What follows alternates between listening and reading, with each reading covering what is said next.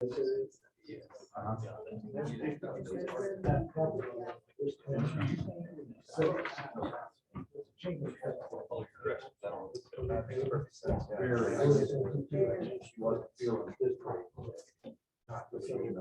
actually have their yard. Some good, you right? Yeah, I think so. So I think what we need to do is take this involved with friends, so this is what comes from under that. You know, all that property, that's. Yeah, I think it is. Correct. The last one was- if I just go- I was actually earlier. Okay, it was the end of the day. Just a bit consistent step in. So we will definitely incorporate that into our final construction as we move forward. With that, if there's anyone like to speak out against the project in remonstrance, same thing, public officials. The public, I have a please approach the question. microphone, state your name and address. Pam Harrison, my name. Sorry, you have to jump on the stage. This is not worth it. I'm Pam Harrison. I live at West J Drive, West Wyndstone neighborhood on the slump side, not the good side. What we call the slump side, which is the backside facing Ohio. But across the street, of course, I'm right there at that little driveway where nobody pays attention to the stop signs. But across the street where they're talking about the bio drainage thing, there's not going to be a retention pond there, right? There will be we have to do stormwater management, so there will be a shape of a detention basin there. It'll be more of a natural setting. So we're balancing right now the requirements of the county surveyor's office against how we can get a bio retention. So it will not be a traditional pond of 8 feet deep, water. It'd be more blended into that farm field than a traditional pond we may see in the subdivision. But we do have to meet retention requirements. So there will be a pond. The shape and size of that pond is what we're presenting today. How much of that will be visible based on the berm? It would actually be on the south side of the berm. So as you drive down Ohio, you would see the undulating mound of 8 foot maximum height, bicycle path of 8 foot width. On the south side or on our property side of that mound will be this bioretention basin or this swell, stormwater management system. Minimally visible from. Very, very, very minimally visible. I mean, if you can see from that pictorial that's up on the screen now, you see Ohio Street along the north, that's parallel to the top of the screen. Then you see the undulating mound, parallel landscaping on top. As you can see, that mound or our bioretention or stormwater management system is on the south side of that basin. So it would be very, very minimal visible from Ohio Street or from the Wyndstone area. Just worried about mosquitoes. That's the main thing. We have enough problems with those. That's why. And those retention ponds stink. I'm sorry. I know working part-time at Cliffs, there's, all those retention ponds. They stink. And it's an unfortunate necessity in the project that the county is going to require them to have something there. But I would say Bill is a very good neighbor and would probably work pretty hard to maintain that. It would be our hope. I would assume that that additional habitat provided, it would help control some of the pests because you'd have other species in there feeding off. That is correct. I mean, obviously, we're creating an environment. Our goal is to create an environment that is not only using native Indiana plants to surround or be part of this bioretention basin, but also then you have your habitat, fish, other frogs, such that come along that also would be part of that habitat as well. And to give you a better idea, I know it's conceptual design now, but as we move into the details, if you so forthright want to drive through Intake Business Park, you'll see what the vision is on our property. Okay, thank you. Anyone else? Please state your name and address. Lowell Fisher, 1209 West Jade. So we've heard about the access road that's going to be 28 feet, and it seems like it seems to be changing where the location is. Under the impression it was going to be more towards the cemetery side, going there, but now we've looked at it and it almost looks like it's gonna be directly right in front of our house, looking straight down to possibly gravel road. So I can speak to that. So in good design practices, there's an entrance on the north side of this that we're trying to stay so many feet away from. And that's what limited us to move further east than from the cemetery. We can and we will. Right now, that's a straight shot from north to south. To help break up that visibility, we can put some bend in that road to help so you're not looking straight down a stone driveway. And we can put some vegetation along where we have those bends to help break up that visual look into our property. And we will incorporate that into the final design, and we will make that commitment tonight. we were also looking at it, it's a gravel driveway. Gravel creates dust and all of that, which is gonna make its way across the street. And unfortunately, we're trying to make that as minimal as possible, and we're trying to stay away from asphalt. And again, this is an emergency exit drive, so it should be used. I mean, you will not have dust being generated necessarily with vehicles constantly going up and down. Thank you. Anyone else? In person or on Zoom? Nothing, there is none. Do we have any new questions for the petitioner or Adam? I've got one. Sure. To that end, about the drive location, how critical is it purely just intersection spacing that you're trying to stay away from? Correct. So in the interest of making sure that we're staying out of someone's front yard, and this is only an emergency use access with hopefully no trips, but a couple trips a year, is there a willingness to potentially accommodate and shift? Does that impact the site plan at all by shifting that driveway? It does a little bit, and let me explain what the vision is. I referenced the cemetery that's to the west of this drive. And right now, there's no good pull-off if you want to visit that cemetery. There's no good place to park if you visit that cemetery. There's really no good place to access that cemetery. So to the west side, there is space between that drive and the cemetery, where it's a vision to create more of a park-like setting. And those details will be flushed out in our final construction set. So that's one reason, along with the spacing along Ohio Street, that we picked this location for the driveway. The other item that is consideration, as you go further to the east, and looking at the picture that's on the screen now, if you look at the south line of that bioretention area where it turns and bends back up to the northeast, that's ultimately kind of a little bit further east. That's where our drainage outlet is. So as we move this pond further east, we really start losing our elevations because that farm field falls away. So we're trying to optimize 4 or 5 different variables here while maintaining Bill's vision of giving that cemetery some care and some love, if you will. So hopefully that explains it. I've got a question. I ran into the place to. Well, and I just wanted to mention, unless I'm missing something, so on the north side of Ohio, there is a small berm and some green space right between the frontage road and Ohio, right? Very small. Really small. Adam, can you circle on that map where that cemetery is? in relation to- I tried to zoom in, but I'm afraid to. It is. Yeah, don't, look at you. Oh, yeah. Take it easy. Yeah, That's it right there. yeah, so there's a cemetery. Okay, and that's the emergency exit. Just Correct. okay. Well, actually, the cemetery's over just a little bit.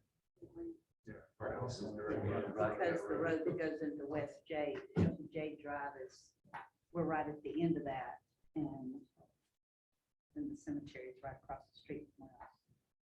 So the movement of that road, the entrance to that road, and not to be critical or sound stupid, if it's not in your front yard, it's going to be in somebody's front yard. Is that correct? I'm not Can't- totally familiar with Can the it area. be between two houses to where it's not our front door?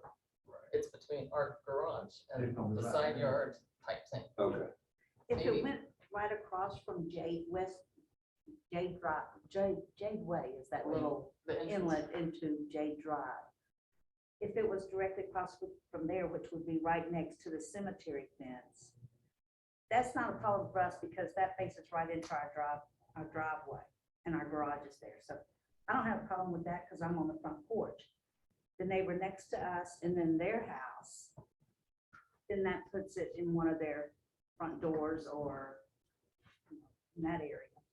But next to the cemetery, I don't have a problem with that. There is I guess the farmer used to use it as an entrance into that field when he used to farm. The one thing I may want to add, Sure. cemeteries are governed under the jurisdiction of Indiana Department of Natural Resources. And DNR has specific requirements of proximity of roadways, access points in relation to the cemeteries. So if we're looking at shifting drive, we can shift that drive 5, 10, 15 type feet. But I think if we start shifting it closer to the cemetery, we will be in violation of the DNR requirements. If we put it right up against that cemetery fence. Well, and to the concern about dust, this will be a paved drive up back a certain offset. That's correct. I mean, you can see the depiction, it's kind of hard. But as the radiuses turn in off Ohio Street to where that radius turns and then would go straight to the south, that would be paved. So we have a paved access point off Ohio. From that point south, the conceptual plan shows that to be gravel. There may be some more pavement, depending on what the vision is to access the cemetery. We may extend that drive pavement a little bit further south into our property, but that's a detail that Bill and I work out as we go into the final plans. And this drive won't be gated or anything, correct? The gate will actually be at the decorative fence that Oh, okay. defines our north line of light industrial.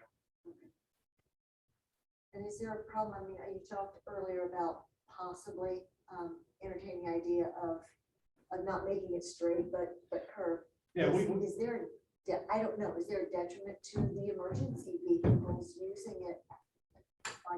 I don't know. You're not gonna put a 90-degree bend in it.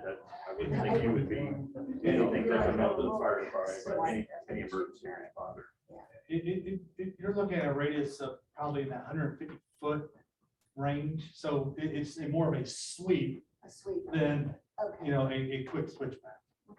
And some emergency responders enjoy a little curve. Apparatus of driving.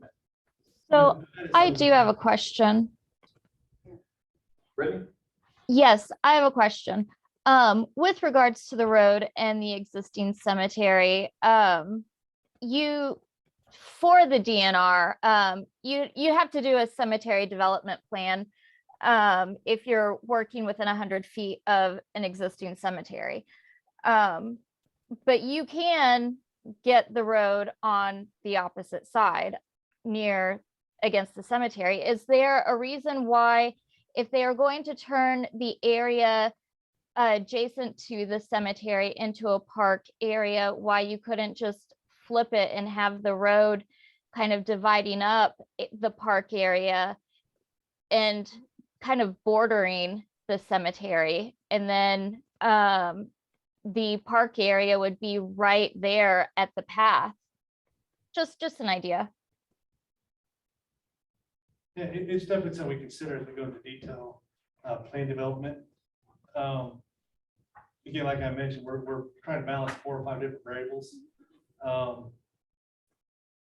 I think the one takeaway that I'm making from this, if we split 2 houses that are on the side of the Wyndstone development, rather than having it center on somebody's house, but if there's 2 houses there, we come down, maybe their common property line, that may be the governing factor on where this drive really ends up, in my professional opinion.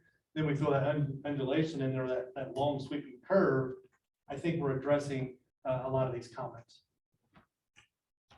Yeah, no, I mean, I think that's fine. I mean, we're looking at it as we just didn't want to be looking at a 50-foot high warehouse right We don't- smack down out of our door. Clear, yep, You know, and our neighbors probably don't want that either, but if we're kind of, obviously, they're interested in your concern and willing to make some adjustments, which is commendable. yeah, I appreciate it. Any other discussion? And the owner of the pool place is not here, right? No, he's not. See, right up the- He's at home suffering with the poison ivy. What I thought. And I apologize. Oh, no. Everybody knows Bill. Bill much would be sitting right here I'm confident. than where he's at. Adam mentioned something about shift work. Okay, do they work 7 days a week? Because I don't know if it's them or if there's another business over there. But I have problems with sleep. So I'm on my front porch all hours of the night. And I hear people over there screaming and hollering and banging going on over there and backup horns or whatever you want to call them, forklifts or whatever they are. 18-wheeler horns going off down over there.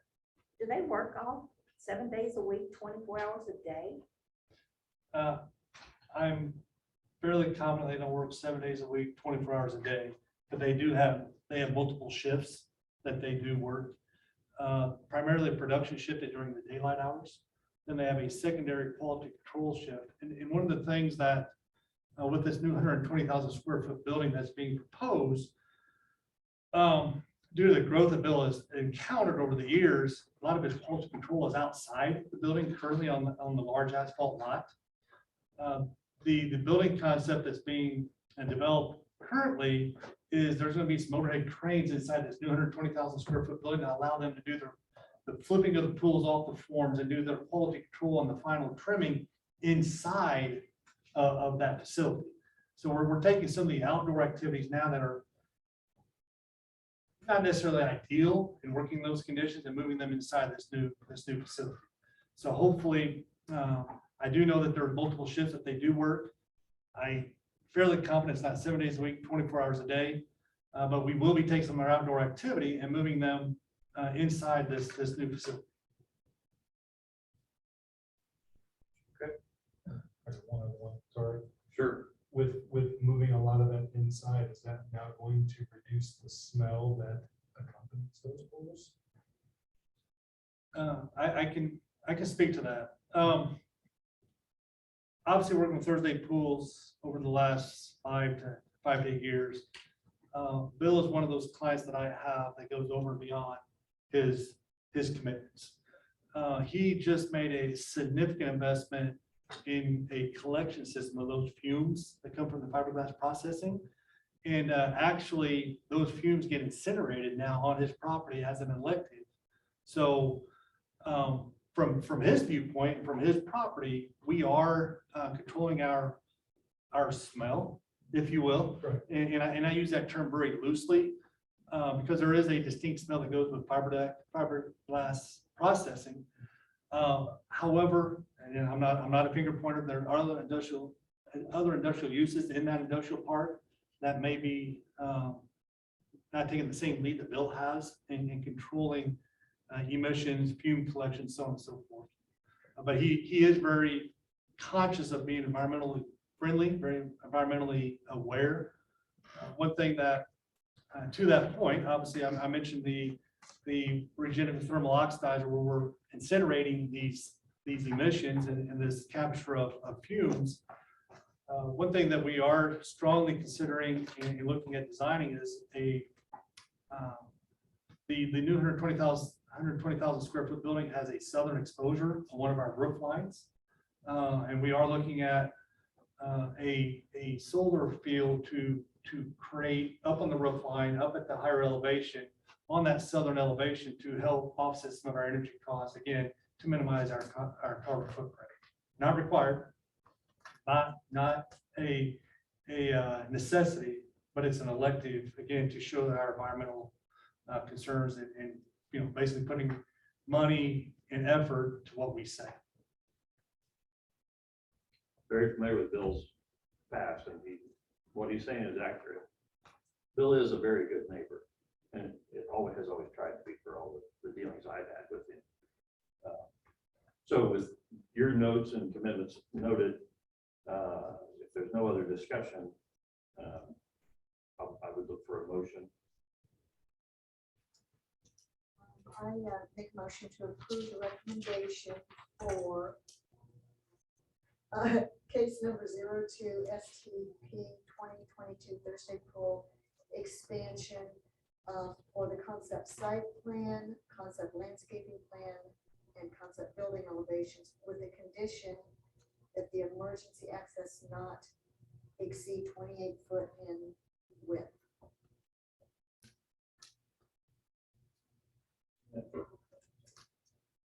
And include the verbal commitments that we heard tonight. I was like that. We have a motion and a second. Do we have any further discussion? All those in favor indicate by saying aye. Aye. Opposed? Abstained. Abstained. All right. And so, just so I understand, so that would be to line up the gravel driveway with the shared residential property line and to add sweeping curve to the extent permitted by emergency response. Right. Okay. Ron's already done? Yes, yes, Okay. yes. All good. Okay. That's it. Do we have any board comments? Staff comments? I'll look for a motion to adjourn at 7:30. I have a question, not concerning this part. Wait till we're done, please. Okay. Okay. Motion to adjourn. Make a motion to adjourn at 7:31. All in favor? Aye. Opposed? Passed. We're adjourned. Thanks, everybody. Thank you. Well done. Welcome to the council.